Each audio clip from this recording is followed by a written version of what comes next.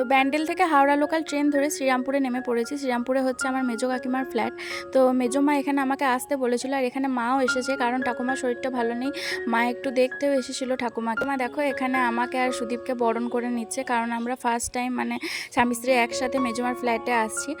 তো চলো যাওয়া যাক। আর একবার তোমরা দেখতে পেলে হয়তো যে ঠাকুমা বসেছিল। তো ঠাকুমার শরীরটা সত্যিই খুব খারাপ।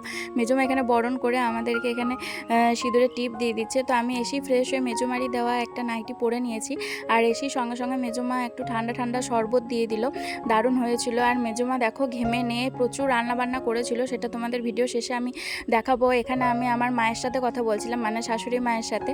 আমার মা তো রয়েছে, আর মানবাবু এসেই রিল্যাক্সে বসে গেছে। যাওয়ার সঙ্গে সঙ্গে মেজোমা এসিটাও চালু করে দিয়েছিল।